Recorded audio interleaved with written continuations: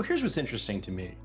Whenever you look at the valuation of any asset, you always have, indicators that are pro and indicators that are con. But the fascinating thing about the crypto space and with Doge specifically is the complexity of evaluating these. Look, here's the anti-Doge case. It's very simple. This is a coin that was created as a joke, right? Literally. It's a meme coin. It's up dramatically. It looks like hockey stick growth, and it's inflationary by design, right? It is the opposite of what Bitcoin is. And the top 10 Doge addresses, according to some coin metrics quoted by CoinDesk, 41.3% of all circulating Dogecoin are held by 10 individual addresses. Highly concentrated. These are some very, very, very negative signs. That said, to your point, do you reach a point of scale on this where someone just jumps in? It's so widely held that someone wants to do something interesting with it. You can't rule that out. You can't, because network effect generally needs two parts. It's not just people buying it. It needs to have application developments. It needs to be an ecosystem. Right? This has one side of the ecosystem. It has a lot of people owning it. Right. Okay, well, that's very powerful. As you rightly say, if you can be the other side of that, meaning not the guy who owns these coins, sure, those guys might be doing something, but can you apply this community to something else now? That's really interesting. A reverse takeover chain? Maybe. That said, the only use case right now is that someone might want to buy it back from you at a higher price tomorrow. Well, that's most things, really. Same as a piece of art. True. I don't know. So I will amuse myself by watching it, but I will not pass comment on it because I don't know. Because too many things are changing, too many economic models are being completely rewritten in front of our eyes, that anybody who thinks they understand what's going on is lying to themselves. Yeah. I'm definitely a skeptic on Doge, but I have to say, this space in general... And I'm a skeptic on Doge, but I'm not going to say I don't know what the hell it is. Yeah. So I'm just skeptical in terms of, it's not for me. Do your own homework, kids. You understand that this is something that has in the usual construct no value, but maybe we're the chumps, and before you know it, Taylor Swift turns it into her community. I have no idea. Right. Yeah, 2 points.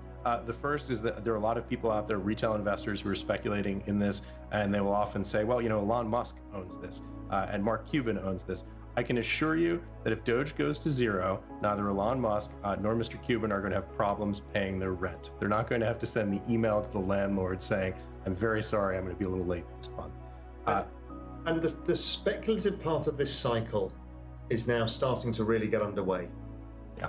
And there will be a lot of FOMO, and I'm struggling with it myself. I mean, everything is going to go up, and it's going to go up, overusing the word, exponentially. And people are going to be shocked at what's about to happen, and people will make mistakes with their money. And, it's all well and good. There is a money-making opportunity in all of this. There really is.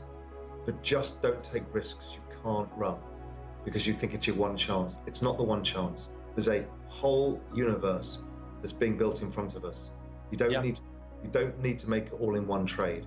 So take the risks you're comfortable with. Participate in the glory of a full speculative frenzy in the middle of an exponential rise of an asset class. It's a beautiful moment in time, but realize that speculation will run riot.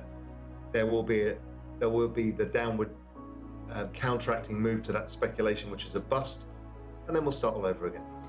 Yeah, to that point, in terms of concentration, and it's not a one trade type of situation.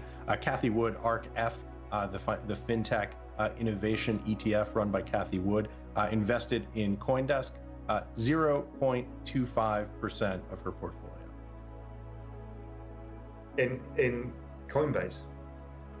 In Coinbase, yes. And when was that? Now or?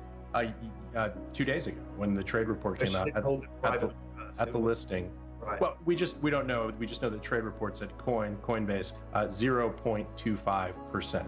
So the point is, when professionals make bets, they're very careful and very thoughtful about their position. Yeah. And their sizing. Yeah. Look, it's the Wild West, and it's not the Wild West because everybody's a scammer. It's the Wild West because none of us have been here before. It's a new discovery of this new world, and it's gonna get crazy for a while. Yeah. Just don't be too stupid. Don't. Yeah, in many ways, the flip side of exponential growth is radical uncertainty, radical unpredictability, and radical humility required to understand and participate. Yeah, I mean, as everybody keeps pointing out, Amazon has been an exponential curve since it started, and it's had so many kind of 80, 90, 30, 40, 50% pullbacks. It's ridiculous. It's a function of it. Yeah, absolutely. So Raoul, what else is on your mind? I don't know, we're going to have some questions. What happens to the questions? All right, let's hit them up. While I find the document, I have to ask you, what are your thoughts on the price right now of Bitcoin and Turkey? Turkey banning cryptocurrency payments, not the possession of cryptocurrency, but use as a payment mechanism. In many ways, this is the Ray Dalio fear scenario about how governments can intervene to prevent people from using assets like Bitcoin on a regular basis. By the way, I should say, Turkey's latest inflation print last week, I believe, 16%. Macro meets crypto. Exactly. And don't forget, why is Turkey doing this? Turkey's doing it because there is capital flight and they can't fund their deficit. The capital flight is money leaving the country using crypto rails. So they're just trying to stop it. I understand why.